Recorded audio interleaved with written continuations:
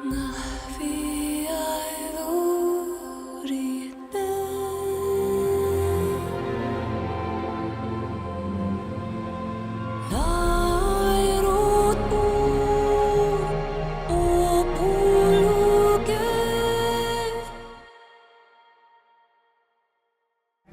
everyone. I want you to see me before I start. So some of you will just hear my voice. Now you see my face. And you're going to see the cover pages of my books. I'm going to sit now.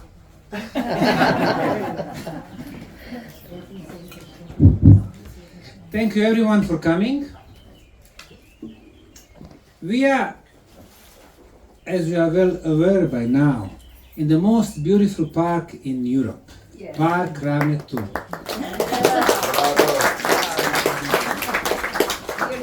And by now you have learned the story about the origin of this park. 10 years ago, muddy, neglected, swampy land. And now with the 65 installations, with all these trees and flowers, water flows, a beautiful example of what the power of vision and enthusiasm can do. We are the one who changed the world.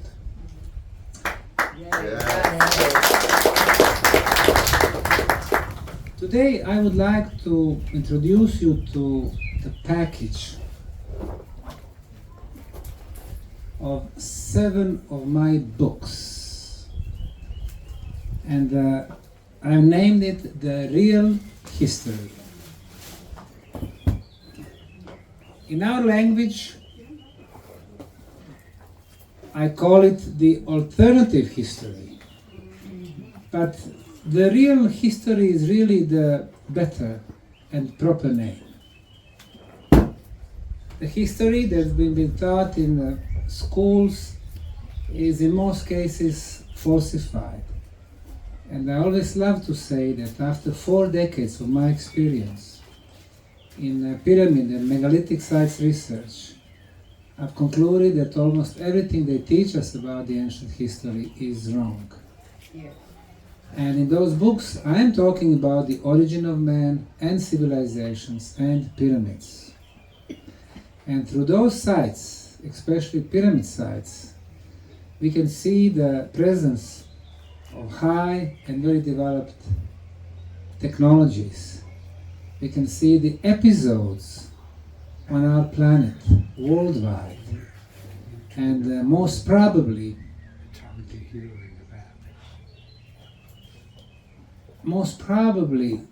Homo sapiens was not the only advanced civilization on the face of the planet. This ready to turn it up? Yeah.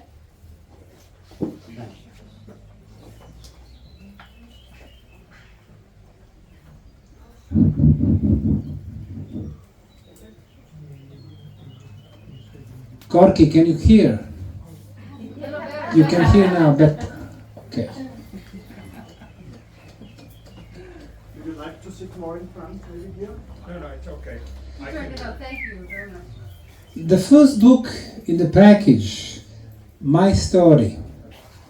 5 years ago, I was in the Central Library in Oslo, Norway, where I promoted my book Pyramids Around the World and the Bosnian Valley of the Pyramids. And after my presentation, the guy from Norway came to me. He said, I'd like to see, next time you come to Oslo, a book titled My Story. And I like that. And sure enough, my next book about the Bosnian Pyramid was named My Story.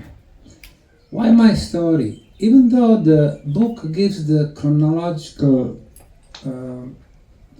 order of events from 2005, 6, 7, 8 until 2024, with all our archaeological discoveries, scientific measurements, lab analysis, radiocarbon dating, energy measurements. It does have a personal touch. It shows the obstacles that we had to face, first with the local cultural establishment, with the archaeologists, geologists, historians, museums, Ministry of Culture here in Bosnia. From the day one, when I announced the news about the existence of Bosnian Pyramids, and everything they did to stop us.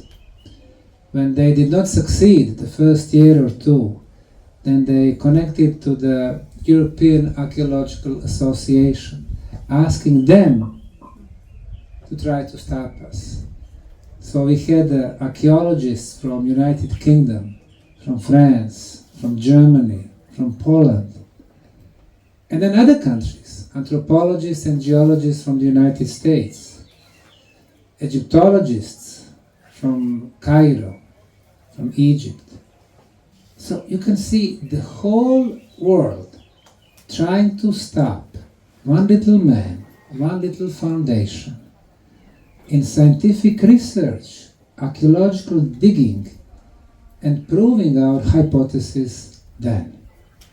So when I'm looking from the distance, almost 20 years after, so when you see all these big shots in the world of archaeology and history, trying to stop certain events happening in remote Bosnian hill, where they were saying there was nothing. Well, if there was nothing, what was their problem? Why they were attacking us? Why they were using all their means, Wikipedia, National Geographic, Encyclopedia Britannica, trying to stop us? Why did they ask Bosnian Ministry of Culture to stop this project? So obviously we were doing something right and dangerous for them. We were really on the trace of one of the biggest discoveries in the world of archaeology. One of the major things that we applied here was not only archaeological methodology, but interdisciplinary scientific approach. Never in the world of archaeology so many scientific disciplines, so many scientists from different sciences coming with the instruments, measuring. You know, when I first came here back in 2005, in April, to visit the local museum, and then when I saw this hill, four sides, covered by forest, I took compass because my experience was telling me that pyramids, it doesn't matter if they are covered by soil or not. In most cases, they are oriented perfectly to the cardinal points. I did the measurements in China, in Shanxi province, in Indonesia, Gunung Padang Pyramid, in Egypt, in Peru, Cahokia in the States, always cosmic north. And when I came here, of course, you take the compass, direct it towards the middle of the side at 90 degrees, and then sure enough it was showing me the really perfect orientation. But still, it was just me. So I was really happy when I learned that independently from us, the end of 2005, the very beginning of project, there are 3 engineers from State Institute from Geodesy went to the top of the Bosnian Pyramid of the Sun, did the measurement, and it showed them the most precise orientation ever. So everything we do, we try to utilize the best instruments, engineers, physicists, medical doctors, and so on. So it is the power of scientific argument. And those who have been attacking us in the beginning, I cannot hear them today. Why? Because they do not have the power of argument. If they think, okay, this is wrong, there is no orientation, how come they did not hire their engineers of geodesy to go there and measure the orientation? How come they did not take samples of concrete, sent it to independent labs, proving no, it is not artificially made, but naturally made? For example, in the book, one can read that Robert Schock came here at the very beginning of the project, 2006. He sent me a letter saying, my name is Robert Schock and I became famous because of my work with the Sphinx, which we can argue about because John Anthony West was the one who really discovered the age of the Sphinx. And he said, I would like to come to Bosnia, but please tell the media that you invited me. I said, fine, that's no problem. If you want to come, please come. And I tell them, yeah, I invited you. So he came and then he went back. He said, no, it's all natural. Well, he's PhD in geology. How come he did not take samples? And we were providing the samples. Take them, analyze them. Prove that it is not artificially made concrete. He never did that. How come he didn't take any scientific instruments to do the measurements? He never did that. Or organic material to do dating, radiocarbon, luminescence, or uranium thorium. And this is what we do. So we know that the power of scientific arguments is behind us. Another one who's been attacking us from the very beginning is Dr. Zahi Hawass. Most of you have heard about the guy who was head of the Egyptian Supreme Council of Antiquities for a very long time. And he was deputy minister in Egyptian government. When I announced the news to the world in April of 2005, and then again after some preliminary archaeological research a year later, April of 2006, when we had our first conference, BBC interviewed him and he said, no, it's impossible that there are pyramids there. They mentioned some blocks of 40 tons. No man can move 40 tons. Forgetting that in Egypt they moved 500 tons. And he said, this guy is Osmanagich, he is hallucinating. This is not the type of words that you use, with your colleagues or with somebody. I mean, you can have different opinions, that's fine, but you do not try to insult some people. So when I asked the Egyptian government to send me 3 experts back in 2006, they did send me 3 guys. First they sent Dr. Ali Barakat, and he was personally approved by Dr. Zahi Hawass. And Dr. Barakat, very nice man, geologist with 40 years of experience. He came here working day and night. He even discovered one pyramid. He wrote a scientific report, which he read at the conference in Sarajevo. And he said the Bosnian Pyramid of the Sun is a man-made pyramid. When he went back to Egypt, Dr. Zahi Hawass put so much pressure on the Ministry of Geology and Minerals that they fired him because he said what he thought it was true. Then he sent a woman, Lamia Al-Hadidi. She's an Egyptologist, very good field archaeologist. She came to Bosnia and she was part of our discovery of the beautiful paved terraces at the Moon Pyramid. And she called in front of me, Dr. Hawass. She said, hey, we discovered the terraces, we discovered the walls. You have to come here. And then, for a very short period of time, even myself, I talked to Zahi. I said, okay, I will see. He never showed up. The third guy was Mohammed Ibrahim Ali. He's one of his best friends. He was at the time Vice Dean of the Faculty of the Tourism and History at the University of Ain Shams. And he sent him, and Dr. Ali is coming, he's looking at the Sun Pyramid. He said, this is a temple, a pyramid or something. I never knew that Bosnia had such archaeological treasure. But then he went back and Zahi put the pressure on him. So he never supported our project in real life after that. So you can see that there is so much politics in the world of archaeology.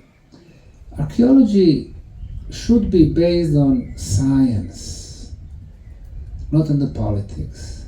But unfortunately, I noticed that people in the mainstream archaeology, they always think about the consequences. If some discovery fits what they have, what they tell us in schools, if it doesn't fit, this is what they don't take into consideration. The same goes for Egyptian pyramids. The Turin King list, which shows all the rulers in the ancient Egypt. 3 phases: gods, demigods, sons of gods. Sons of gods, pharaohs, 5,100 years in the past. Demigods, 12,000 years in the past. Gods, with small g, 26,000 years in the past. So really Egyptian history is about 42,000 years old. The first gods would rule Egypt 1,000 years each. But then Egyptologists and historians, when discovered that papyrus with the names and the dates when they ruled, they disregarded the era of gods, the era of demigods. They accepted only the era of sons of gods or the pharaohs as we know them. So you can see it is selective approach. This is not a science. In a science, you either take the whole document as a whole, or if you have a reason, you reject the whole thing.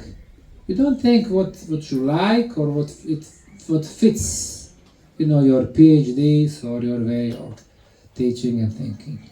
So that's the reason why I call my books the real history. Maybe I'm not right about 50% or 80% or 20%. It doesn't matter.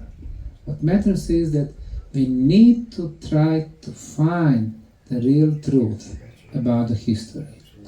And my story, besides the archaeology and science and digging and energy aspect and healing aspect, also has this personal touch, my story, in dealing with one of the biggest authorities in the mainstream and in independent science.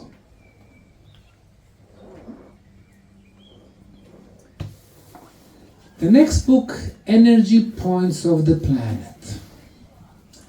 One has to realize that there is a key connection between archaeology, megaliths, pyramids, and energy aspects.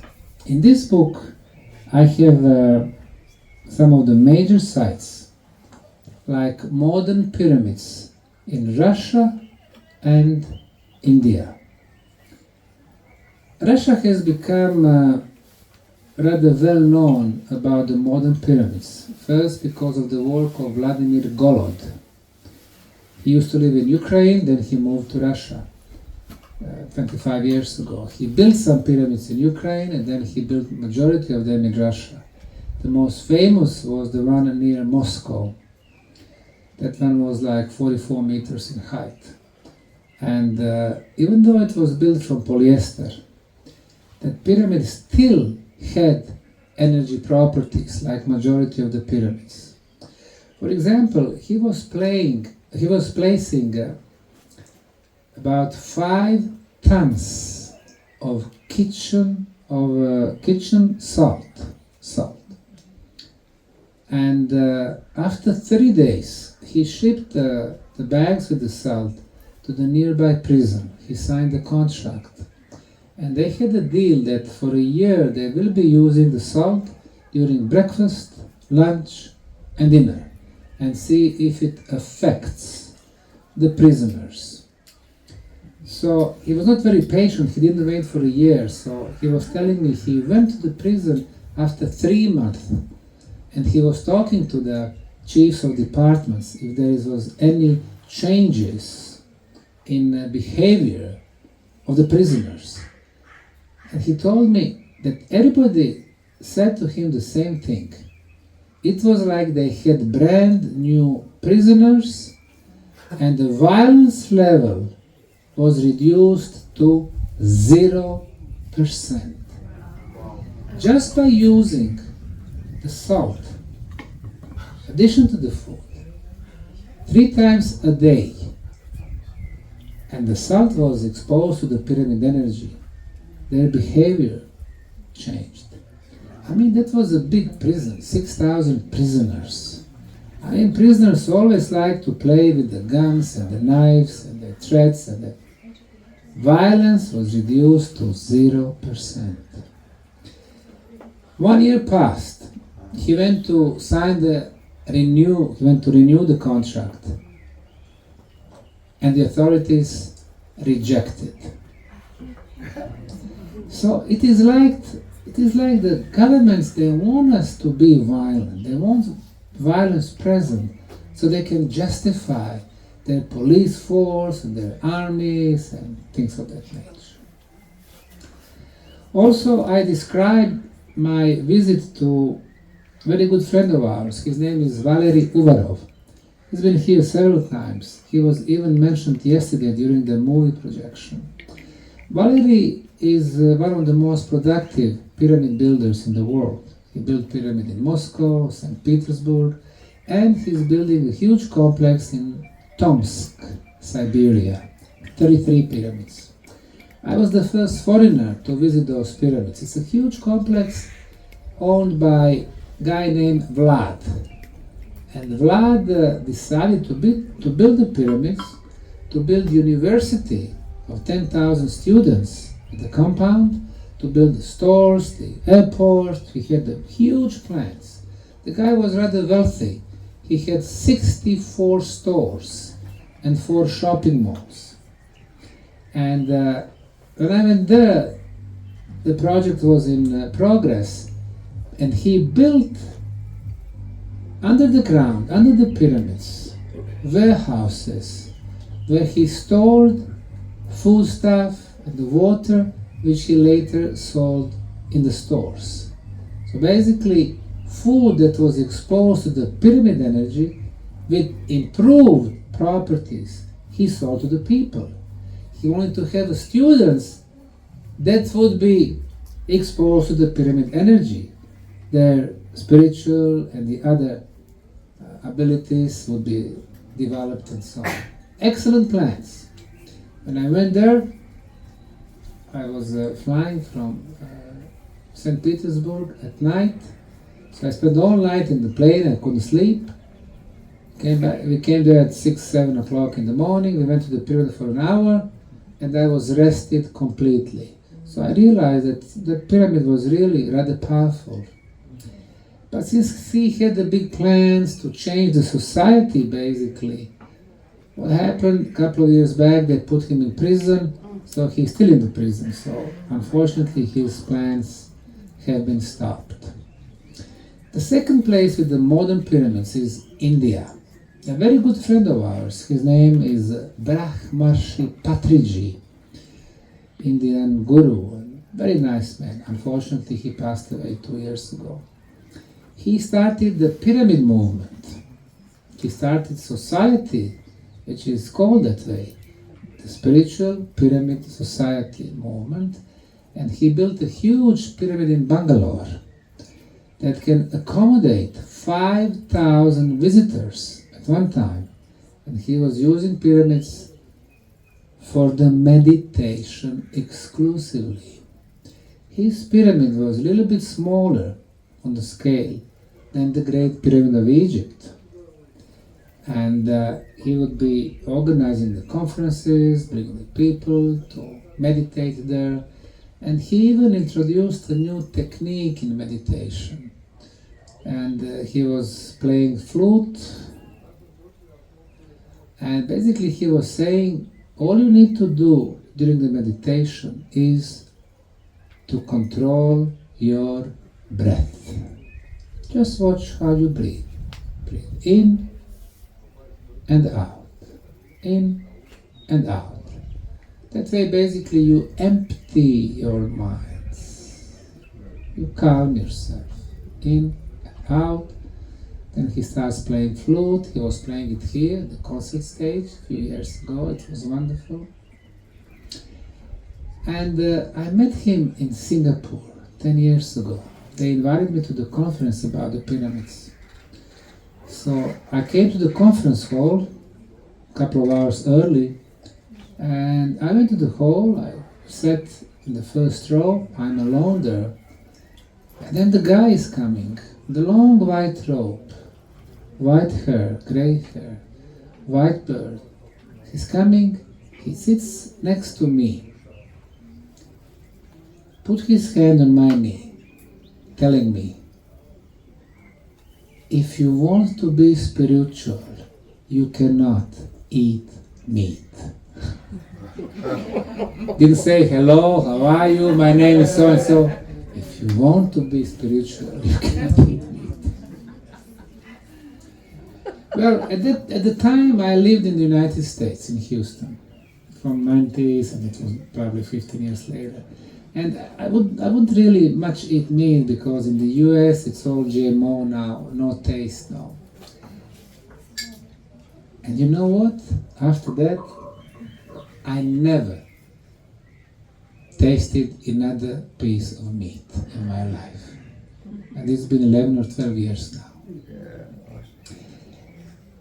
Patrici was a great man, and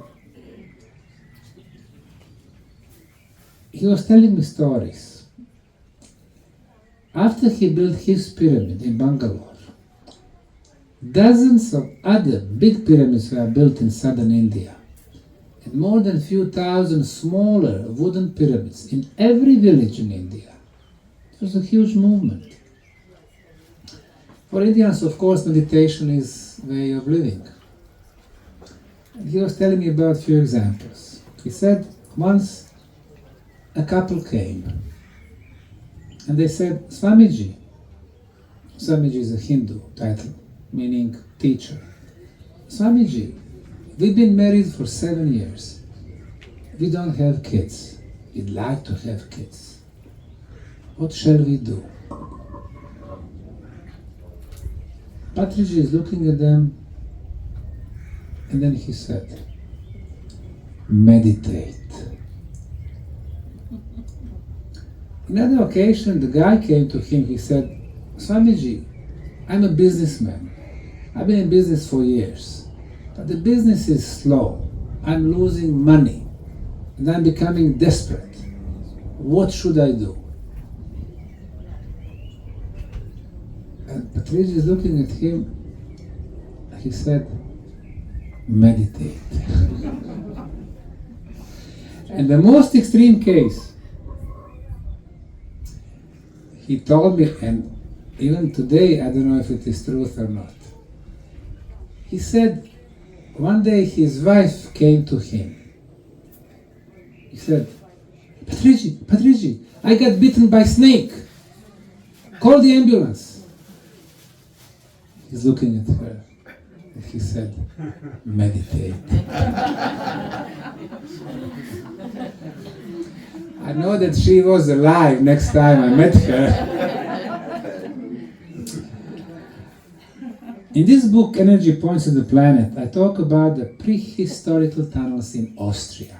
Some of you might have heard that in prehistoric times... We are from Austria. Yeah. Welcome! Well, I went to those tunnels with which archaeology professor? Heinrich Kusch. Good. You are from Austria. Yes. He's a very good man, Now, there are some stories that there are tunnels all the way from Scotland to Turkey. I don't see really the continuous tunnels, but Heinrich Kusch, archaeology professor, has done a great job to humanity, discovering a number of tunnels in Germany, Austria, and Switzerland. Sometimes it's a huge network, several levels. Sometimes they are at the short, 10 meters, 15 meters, 50 meters, 100 meters, and so on. But the value is probably in dating some of those tunnels. In one of the hills, he discovered tunnel in material which is granite, very hard material, beautifully done. It was carved like it was used, like the tool they used was a laser, beautifully carved. I mean, granite, as you know, is one of the hardest material in the nature. And he had the luck, and then he discovered organic material in undisturbed tunnels for years. And organic material showed him 24,000 years. So, 24,000 years, long way before the end of the last ice age, in the Paleolithic time, primitive cavemen, we have a granite material carved, and somebody made a beautiful, perfectly shaped tunnel. So I'm talking about my experience visiting those tunnels. Vortices in Arizona. Sedona is my favorite place in the US. And how about you guys, Americans? Have you visited Sedona? Beautiful, beautiful energy. At one time I did a tour visiting 4 energy potent sites. The first one is near the small airport. The female energy, the male energy. So you're climbing the red rocks, beautiful red rocks. And then you really feel the self-confidence, you feel the strength as you climb it. I was there with my son, and I asked him when we climbed the top, on a scale from 1 to 10, what's your level of self-confidence? He said 20. I mean, you can really feel something there. And then the second site was, you're climbing the red rock, which is female energy. Female, nice, emotional. And while we were climbing, we were looking at the juniper trees. Some of them had bark, which was spiral bark, meaning there was an energy vortex below. And really, the mood was completely different. We climbed almost the top, we were coming back, and then I had the need to talk to everyone, to welcome everyone, to talk and share my feelings with everyone, you know, female energy. There was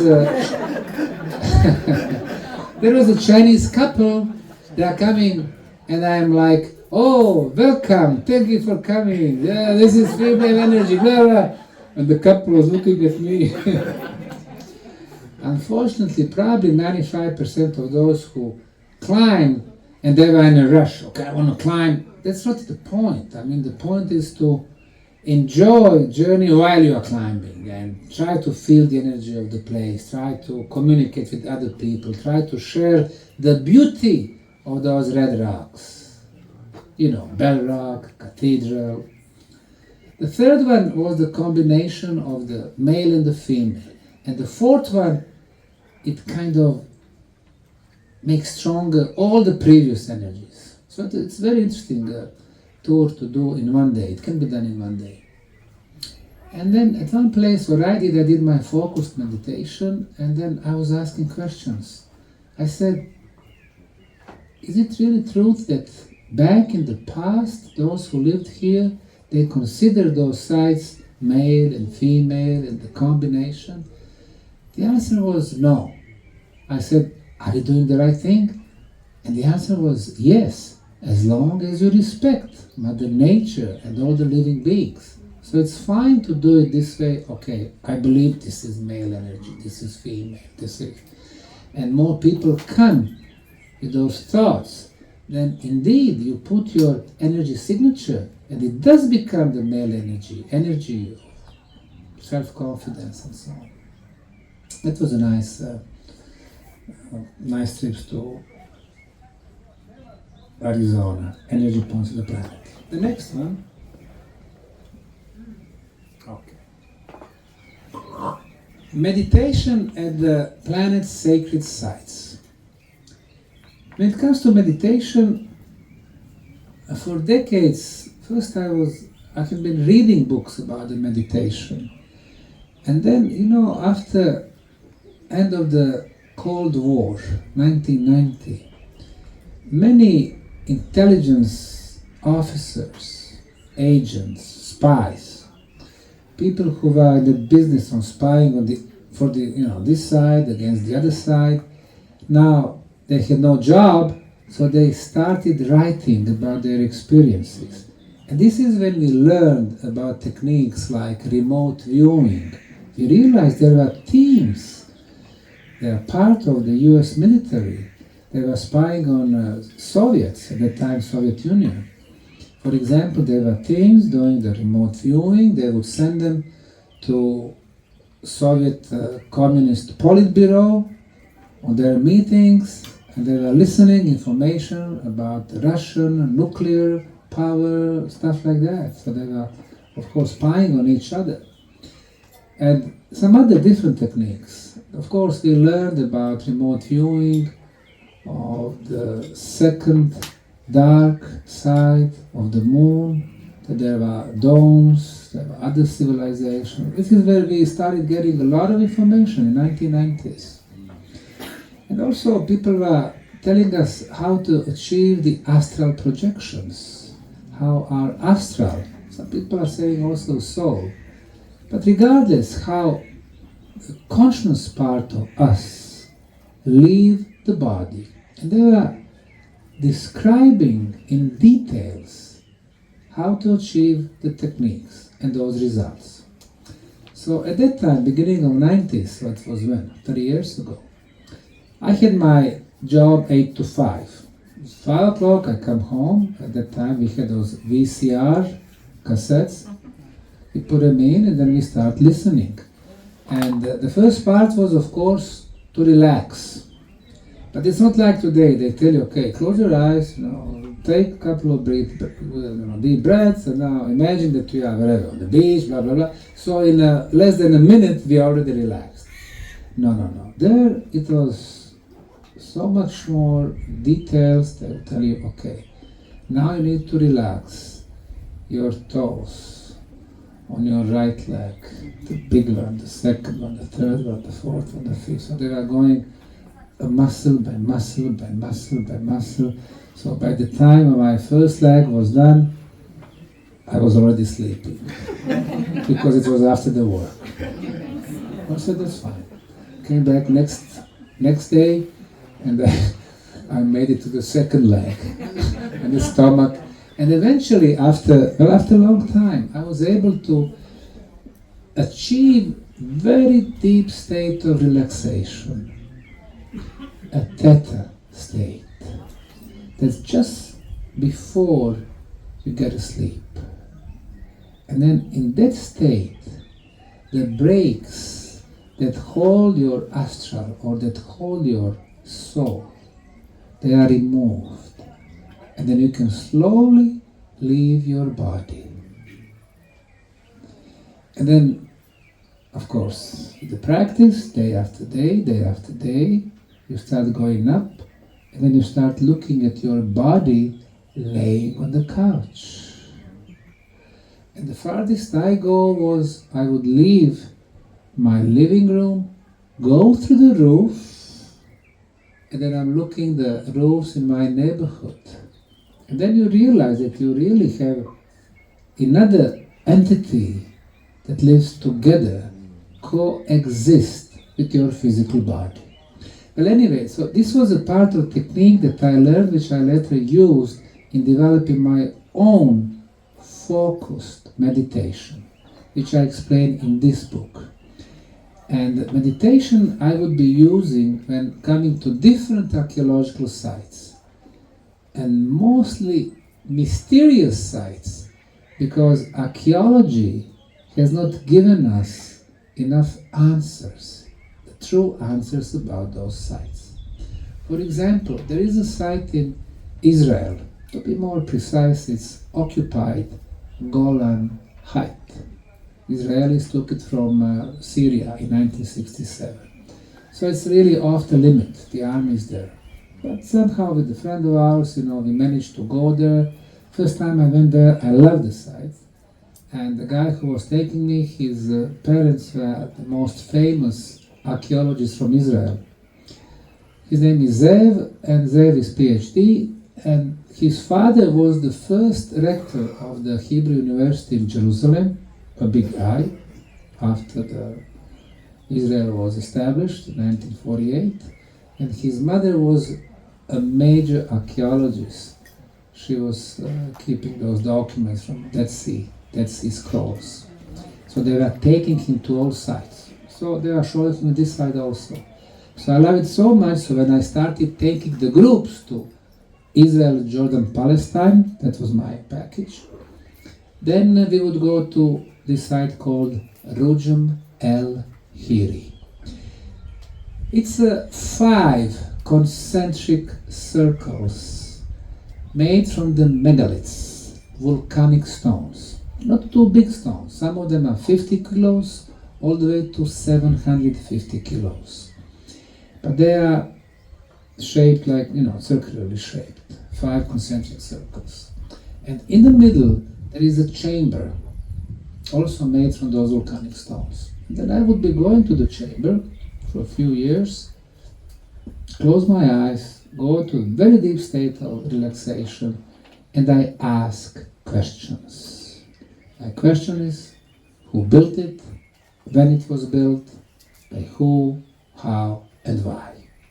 Because those questions have not been answered by archaeologists before in Syria and today in Israel. Even though Israelis, they have one of the best archaeology in the world. I mean, they are really good in archaeology. In some stuff they are good. Archaeology, agriculture, and so on. But anyway, we don't have proper answers because there's the land, it's like a stone desert, and you have those volcanic circles, and that's it. You don't know who built it. And then I would be asking questions, who? And this is after 3 years, this is what I gathered together.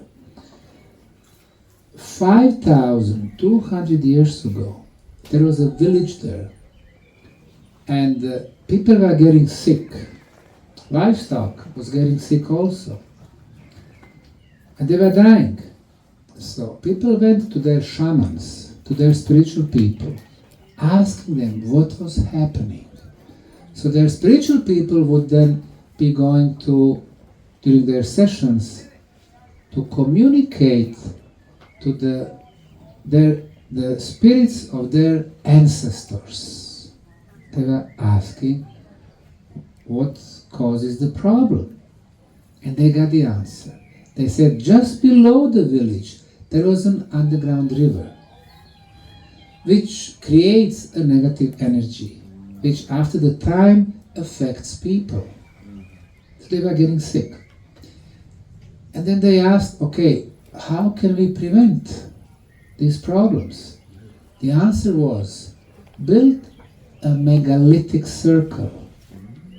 It will neutralize negative and transform to positive energy.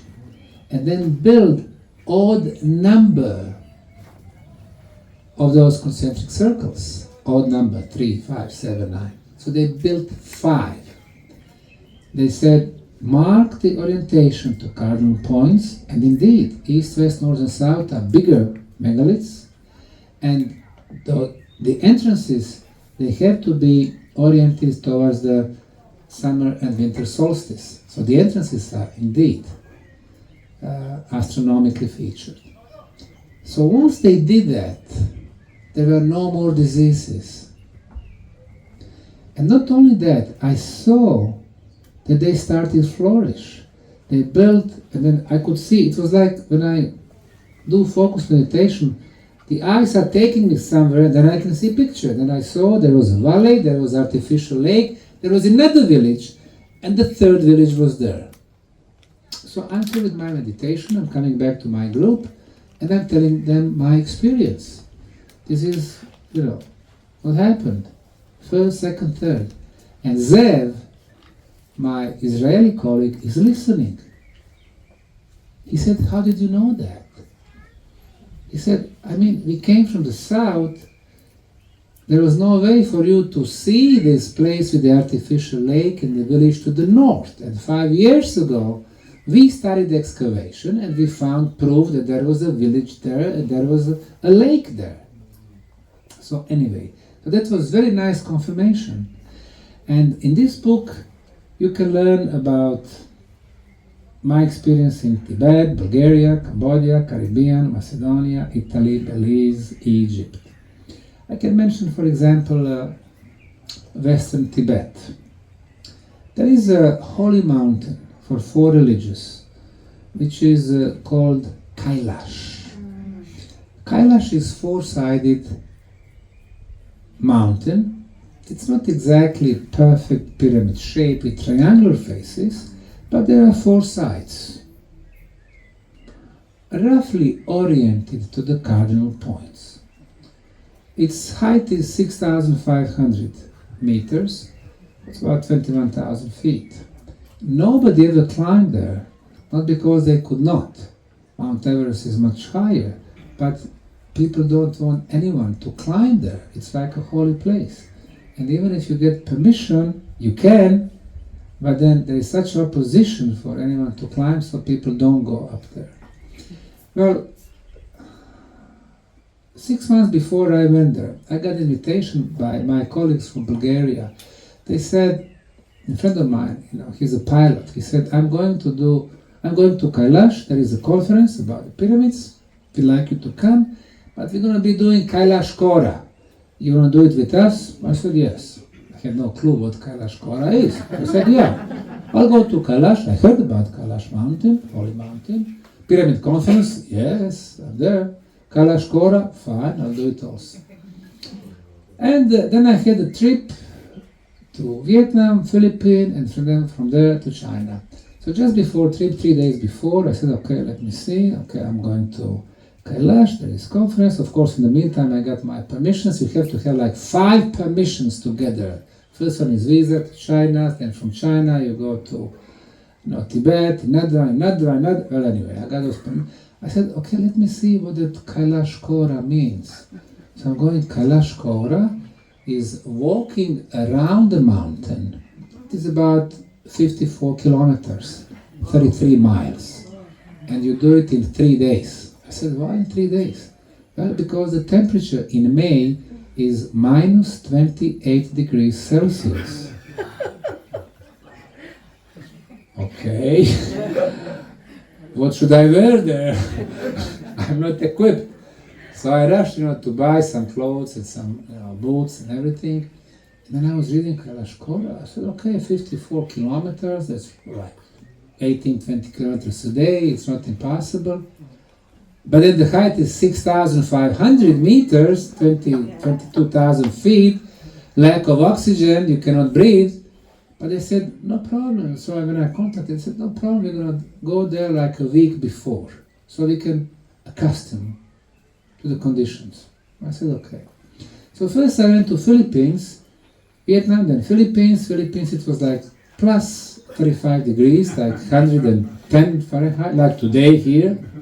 And then from Philippines, I'm going to minus 28. And then once we came to Tibet, it was so cold at the nights. And they are not, Airbnbs, they are not some type of motels, let's say. They don't have heating. You sleep there in 2 pants, with your jacket on, with your cap on. And then the thing is, and it was on 5,500 meters. That was the preparation for 6,000. 5,500, you cannot breathe. So you go to bed, and in 5 minutes you are awake. You have a feeling that you don't have enough. You cannot breathe. There is no oxygen. And if you manage to start dreaming, it is like you are drowning. That the oxygen is missing. So really that 7-day preparation process was a nightmare for me.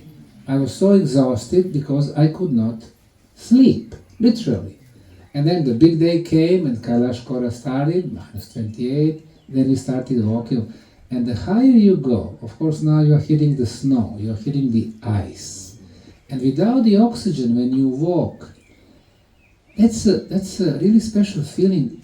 You cannot think about, let's say, 2 things at the same time. Like here, you can pretend to listen to me, but you think about whatever. Football at the European Championship, or what you got left there, or love affairs. You can think about 2-3 things at the same time. Not there. There is only one thing. You can only focus on walking. And you walk so slow. One step, another one, another one. Not long steps. Just a very short step.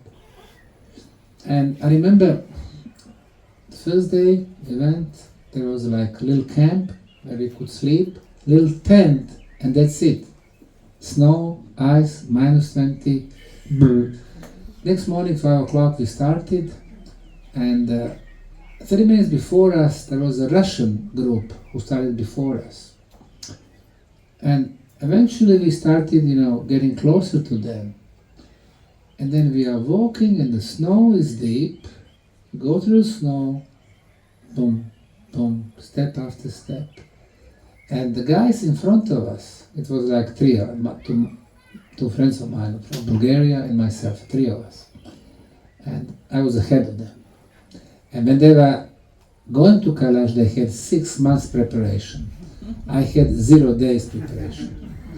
So we are walking, and there was a big Russian, obviously the guy was just from a gym, he was preparing, but the problem with a lot of muscles is you need a lot of oxygen. So he would go 2-3 steps at a time, and then he would make break.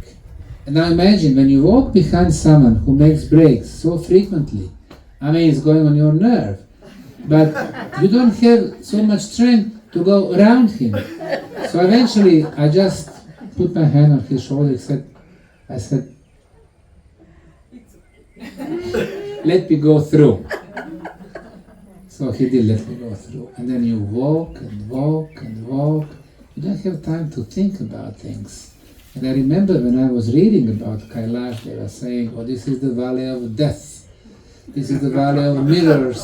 This is the valley of this, whatever. I'm just focused on walking, and I'm hoping that this will end sometime. And the worst thing is when people start coming back because they give up. And you can see somebody, they're going back, and they're going to be taking them by cars, those, Sherpas, the guides, the Nepalese or Chinese or Indians guides. And you wish you are with them. I don't know, you continue. Then you walk, and at one point, you simply are so exhausted that the physical body does not want to listen to you no more. And then you have your intellectual body that starting to motivate you. Come on, walk. We're going to write a book about this experience. We're going to share it with the world.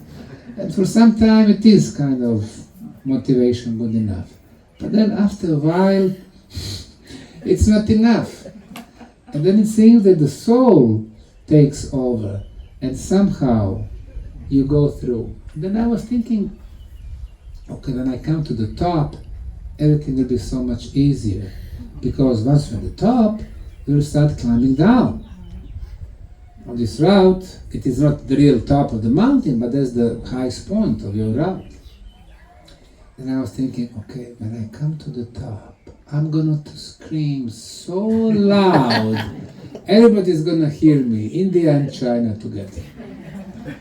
And then I came to the top eventually, and at the top, somehow the sun, was visible, and I could see 2 little rocks. So I sat on one, and then I saw a little bird. The bird came, then I'm looking like this. And then I remember that I had in my pocket little pieces of bread. So I'm going to my pocket, take a little piece, throw it to the bird, and the bird is getting it, and I was happy. And then another bird came, and then another one. And all of a sudden, I'm sitting there on Kailash, holy mountain, and the birds are around me. My heart was so full. I had my world there. And then finally those 2 guys from Bulgaria came. And they were so happy. Yeah, we are here. and my birds flew away. I said, what did you do? Where are my birds? And then I started walking, and then I was thinking, well, these people are talking about the Valley of Mirrors. If I could take a photo of it, that would be cool. But then I'm thinking, I'm having 2 pairs of gloves, not 1, 2. It's so cold, 2 pairs of gloves. First I would need to remove 1 glove, then another one, then the 3rd one, then the 4th one. Then I would need to remove the jacket to open it. The 1st, the 2nd, the 3rd, because my phone was somewhere in the pocket. I said, gosh, it's just too much. I cannot do that. So I don't have a single photo while walking around Kailash. My first photos were like from the beginning, and then the next one from the end. But it shows your personal struggle, again, we are beings that live on several levels. So this is a story about Kailash. This book, I think, Caribbean. I described a beautiful civilization which is called Taino culture. Taino. Tainos were the culture living from southern Florida to northern Colombia, eastern and western Caribbean, even including Panama. It was at least 20 million of them. In 1492, Christopher Columbus came to Caribbean. Of course, he thought that he came to India. He named that country, of course, the new Spain, Nueva España. It was Dominican Republic. So he landed there, and then he's now describing the first communication with the people living there. He said these people are called Tainos. They are well proportioned. They are very beautiful. They talk so nice that it sounds like they are singing. They are always smiling. They are so helpful. They are always looking the ways to please us. Tainos. Tainos were the culture which was not technological culture, but they were people living in harmony with the planet. They were really happy. They had their weekends, they were doing their spiritual stuff, they were smoking certain, the pipes with the, certain plants, so they were achieving higher state of consciousness. 2 days before that, they would not eat, so the body is not busy with the food and stuff like that. Happy people, fishing, they had everything they needed. At that time, the Spain was the world's superpower, number 1. Now we are talking 15th, 16th century. Portugal and Spain, later on Netherlands, Belgium, France, and then even later, United Kingdom. So Spain was number 1. Now imagine that somebody from the US comes today to Papua New Guinea or to middle of the Amazon jungle. 1493, Columbus is coming again to Caribbean with the order from the Spanish king that every adult Taino has to provide the Spanish crown with the gold. How much gold? Well, as much as the bird's stomach. So basically like this. If they don't do that, Columbus was ordered to cut their hands, both of their hands, and to leave them to bleed to death. 1493. They don't teach us about that in the history books, huh? So Columbus is coming. And they read statement from the Spanish king, from today everybody needs to provide so much gold, blah, blah, blah. Those Tainos, they did not have a concept of gold like the Western people, like Western Europe, gold bars or gold. They did have some very small quantities of gold, but necklaces and And then he started asking people to provide the gold. The first guy came, do you have gold? You don't have gold? No, oh, chop his hand. And they let him bleed to death. And now those beautiful, happy Tainos are looking what these bastards from Europe are doing to them. The first one, the second one, the third one. And they have military, they have horses, they have knives, they have this and that. Those Tainos, what they have? Nothing. No metal. 1509, 15 years after, the Spanish Chronicle was writing, God forbid us, and probably nobody in the future will believe that in 15 short years we reduced the population of these people from 20 million to 5,000. And those 5,000 kept working in the coal mines as the slaves, and very soon they were gone also. So the Spanish did, of course, they started bringing slaves from Africa. That's why you have black Caribbeans today. Tainos were gone. So I'm giving some experiences about the Tainos in this book. It's a really nice book.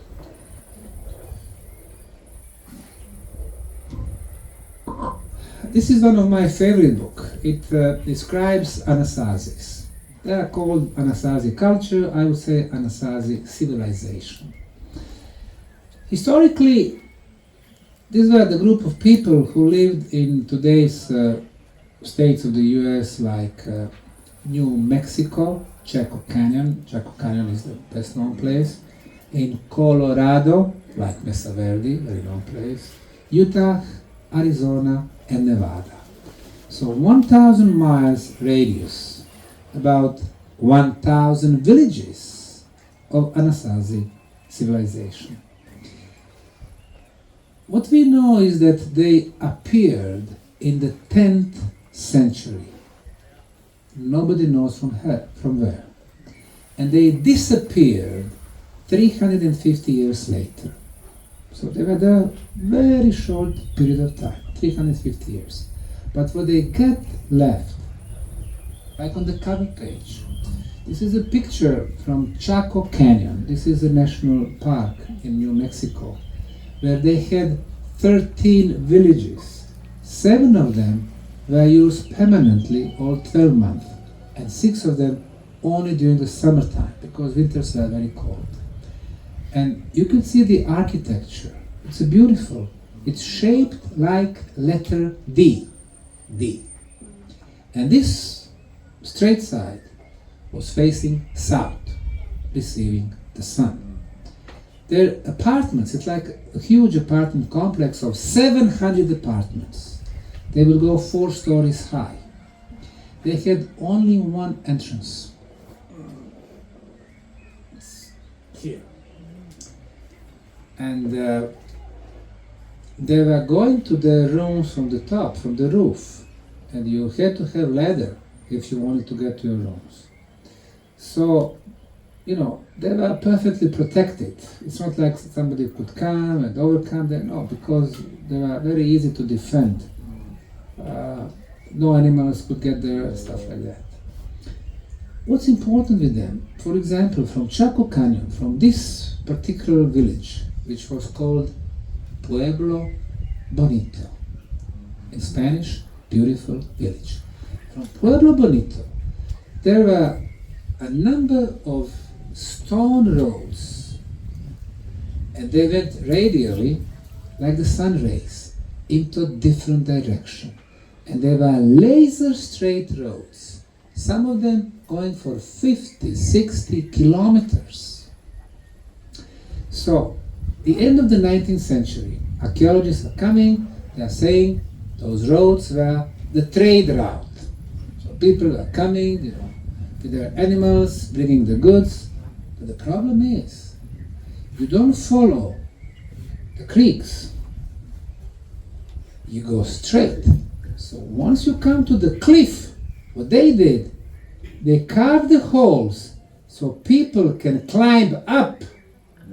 Obviously, animals could not. So they disregarded this theory about the trading routes.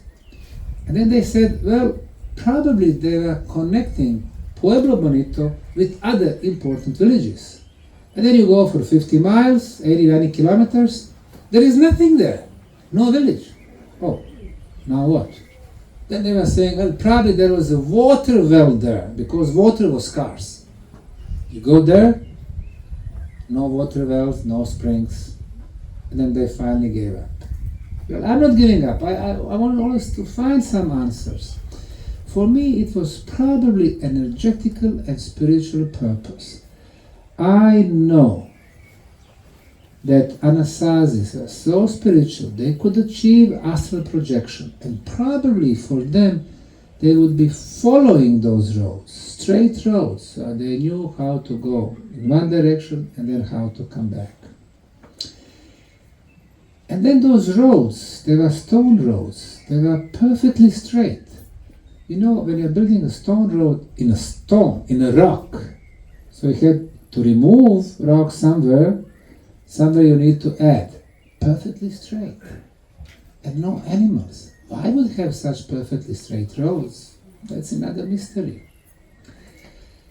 And then I found the information that when anthropological genetical research started, that the haplogroup of the Mayas is exactly the same like the Anasazis. And guess what? The Mayas mysteriously disappeared in the 10th century from Central America, which is 300-400 miles away from southern US. Anasazis are very, very intriguing. Where did they disappear? There are two communities who claim that the Anasazis were their ancestors. The first one are Pueblo Indians. The second one are Hopi Indians. Both had high spiritual knowledge. Both had their prophecies. Both had the knowledge about the astronomy. I don't think they have direct lineage, but I think they had learned from the Anasazis. The same thing like Navajo. Navajo came from north and they met Anasazis and they actually gave them the name. Anasazi means enemies of our ancestors in Navajo language. Even though Navajo were more primitive, learning from them, they were kind of enemies because they were more superior. This book is extremely interesting, especially because at the end of the book I have a few chapters while I was going to a cave with several chambers and with the traces of technology and paintings. They show us the presence of another civilization, not of this planet.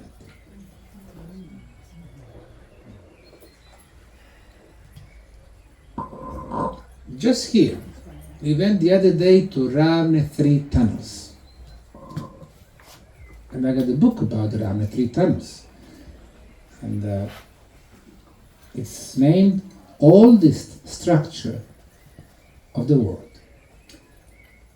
As I explained the other day, we discovered this section with 65 meters open. Part of the tunnel, later on it was completely closed with the drywalls and the filler material. And it was so important for us to discover the first drywall. Above was a plate, and above was a stalagmite. Stalagmite, the most recent, the plate before that, drywall even before that, and the stalagmite, 19,000 years. Uranium thorium analysis, meaning this plate is older and drywall is even older. 19,000 deep Paleolithic times. Probably it's going to take us again to 30,000 years, the age of the pyramids and the tunnels. So here we described what's been happening, how we were discovering different artifacts, how we've done different dating, because what you hear from me when I talk, it's usually 1 or 2 analyses, and here are all of them, which show the consistency, very important in science. It's not like one date is 1,000, the other one is 30,000. But if it shows 19, 24, 26, 29, it's a consistency. The next one,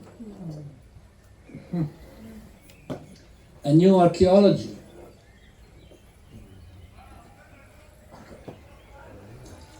In this book I described several important sites. First, Göbekli Tepe. Göbekli Tepe is rather well-known location in southeastern Turkey. It was discovered back in 1995 by Dr. Klaus Schmidt, German archaeologist, who was professor at the Kiel University, at Berlin University. It was financed by the German Archaeological Society, so it is very well established mainstream location. The first investigation was done beginning 1960s by archaeologists from Chicago, later on from UK, and they found a lot of medieval ceramics. So it was already established the fact that it was an artificial hill and something was there. However, Dr. Klaus Schmidt was the first one who did systematic digging. He was going very deep. And there he discovered a lot of megaliths, T-shaped, circular. He uncovered 3 big stone circles. Those blocks, 6, 7, 12 tons, really very impressive. It's like a mini Stonehenge. When I was there first time, he was still alive. Now, he was under a lot of pressure because a lot of media were coming, National Geographic, Discovery. Everybody wanted to talk to him because the dating that he had at that time officially, 11,600. But then when I checked the dating, it was showing 4 different samples, and all 4 of them were around 10,000 BC. 10,000 BC, that's 12,000 years before present. But this is radiocarbon date. In order to get calibrated date, you need to add about 13-14%. So the real age is 13,600. But actually it is not, because they discovered those pieces of organic materials on top of those megaliths, not below, on top. So this is minimum age, 13,600. When I talked to him, he told me probably 15 to 18,000 years. For some people it doesn't mean much. For archaeologists it means a lot, because for them the first civilizations 5,000-6,000 years, Sumerians, Babylon, and so on. And now we have Turkey, 15 to 18,000, much before the end of the last ice age. So he had so much pressure from his colleagues, because radiocarbon is radiocarbon. You do that independently. You don't do it yourself. And it was already, the information was already out. Everybody knew about it. The crews are coming. So when I met with him, actually before I met with him, I sent him a letter. At that time I was affiliated with the American University in Bosnia. I said, okay, I'm a professor at the American University in Bosnia. I'd like to come and visit the site. If you can have someone to show me. He said, no problem, no, he'll be there. I guess he didn't know me. But then, obviously he did some research before I came. And then, once he realized that I was the one who discovered Bosnian Pyramids, heavily disputed by the mainstream archaeologists, he said, okay, I'll give you this guy to show you around. But I did talk to him a little bit.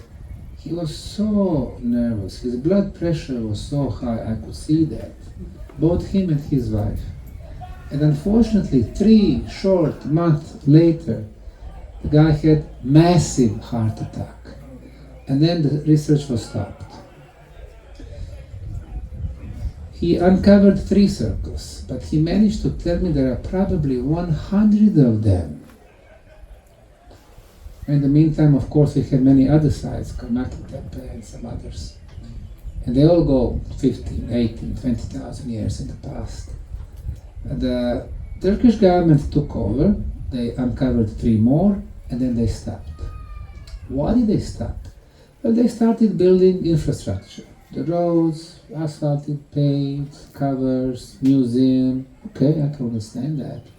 But they don't do any archaeology no more. Why not?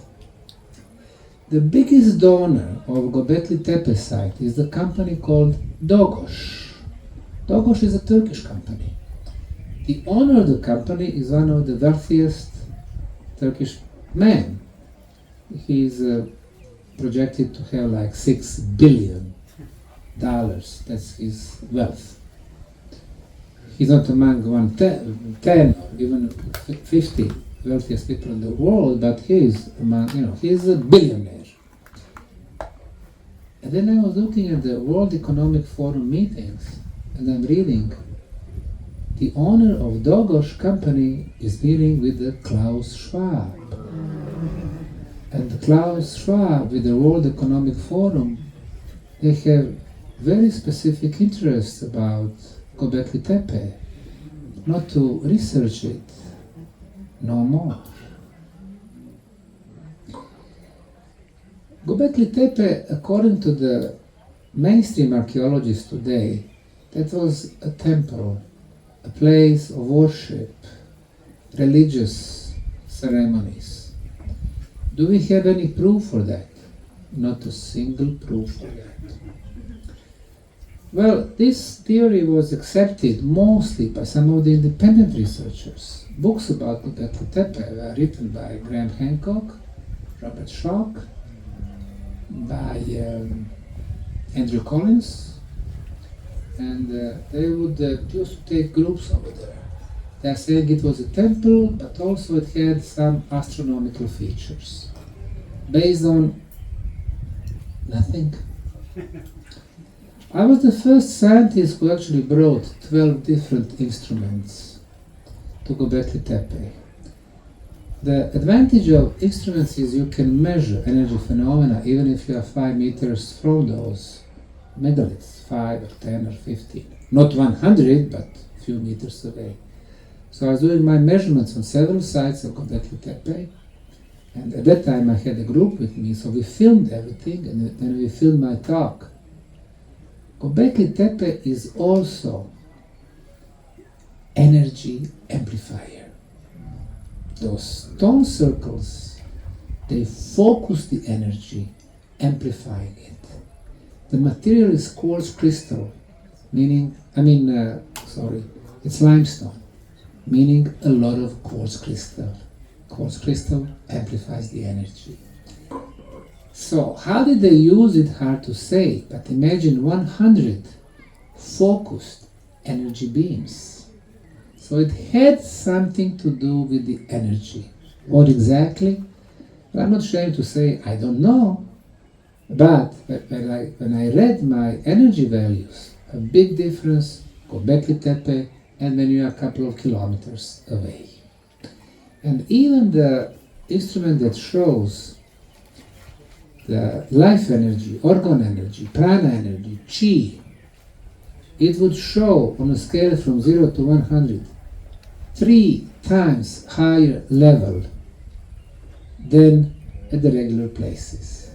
So it was really special place for them, achieving, who knows, some spiritual advancement, energy stuff and stuff like that. And it's sad to see that nobody but archaeologists go there and allowed to do some work, so no energy measurements whatsoever.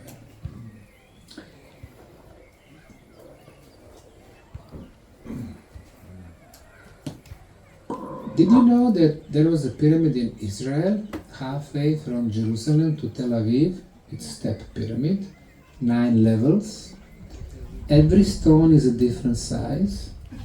I calculated about 2,000 tons to build this pyramid with a tunnel under the ground. 4 sides match cardinal points. It's more than 5,000 years old, because the stones they were using were megalith stones, and those megalithic, last megalithic window was approximately 5,000 years back. So 5,000 to 8,000 is the last megalithic window. Before that, 12,000 and so on, going back to the past. Nothing after that. And the last time I went there, it was just before the COVID, 2019, I was taking groups to 3 countries, Israel, Jordan and Palestine. And last time I went there, I could see that they finally started doing some work, but I never read about what they found out, except the age. They are talking also about 5,000 years. Now look at the title, Unexpected Archaeological Sites of Israel and Palestine. While going to Israel, then, I got some friends over there. Going to Palestine, territory, I also got some friends over there. The guides and the owners of the restaurants and so on. So when the Israelis see the book, oh, you got the book about the Israel megalithic sites and Palestine, they become serious. When I show it to my Palestinian friends, oh, you got the book about our side, about, but we have Israel also. Well, this is my philosophy. We should always find a way how to cooperate, how to use the common grounds and find a way for our future. Even though we have some terrible things, especially now, going on over there, we need to think about the future. We will have millions of people on one side and millions of people on the other side, and they're gonna still be the first door neighbors. They need to find a way. And history, if they don't look only the bad aspects, there are some also good aspects. So I was taking groups there, showing them the megalithic sites in Israel, and they have sites like this one here, 10 megaliths, east, west. Actually not perfect east. East, northeast. This is the place where the sun rises during the summer solstice. Yesterday, today, it's not perfect east. East, northeast. West, southwest. So somebody, placing those megaliths, was following the movement of our sun during the most important day, the summer solstice. So this is a calendar, this is astronomical feature here also. And then from Israel we go to Jericho, on Palestinian side. They call it Tel. Tel is like the tumulus, artificial conical hill. But in their tells, over there, you start digging, you find the first cultural layer, a couple of 100 years old. Then you find Middle Age, then you find 2000 and 5000. They were digging before the Second World War to the 13th level, 13th cultural layer, which was the most advanced. They discovered conical towers from megalithic rounded blocks. Just after the biblical flood was over. So somebody still had the knowledge from the previous civilizational cycle. We can call it the cycle of Atlantis or whatever, but they still had a knowledge. And then with the time, the knowledge disappeared because we can see the other cultural layers are more and more primitive. This is a book about Israel and Palestine. Of course, I will go to Bethlehem, the place where Jesus was born. Now, there is Bethlehem now celebrated, but there is also another Bethlehem, about 50 miles away, which for me is a better candidate for someone like Jesus to be born. But this one it's like the most important place after Jerusalem, and that's why they kept it like the place where he was born. And I must say that. I was taking those groups with Zev, with my Israeli friend. Everything in Israel, he was doing, especially the New World history, 2000 years, Jews, and then Christians, and then Muslims, and so on. Megalithic sites I was doing And I was doing the Palestinian side because he, as Israelis, he could not go there. It's forbidden for them to go to the Palestinian territory, to the West Bank or to the Gaza Strip. So I was taking route to the Palestinian side, and then we were going to Bethlehem. And then you go to those controls, since we are, they see us, the tourist bus, okay, we are tourists, they let us go to Bethlehem, because there are mainly Palestinian Christians, because you have Palestinian Muslims, Palestinian Christians, Palestinian Orthodox, and so on. And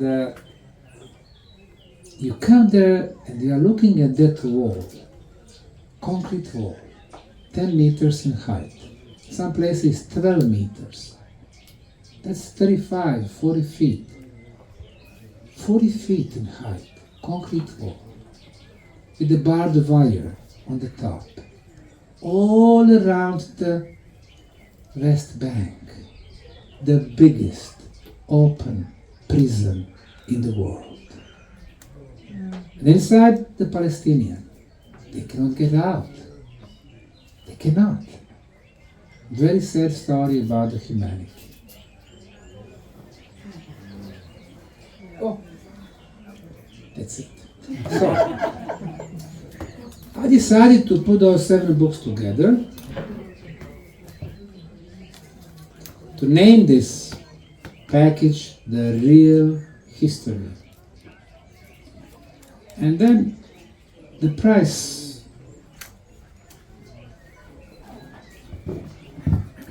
This is a limited edition. We have only 150 packages. And by now I think it's about 120. And we won't be printing them again. So if somebody is interested, I'll be happy to sign it and sell it. And the price, if you buy individually those 7 books times 20 euros, 140. Plus this package, 150 euros. We sell it for 100 euros. We're just giving to the people who really want to read them and who will appreciate them. So if you would be interested, I'll be happy to say one for you. And like I said, since we have some people who speak our language, we have people from Croatia, Bosnia, Serbia, yes, no, yeah, we have a few people.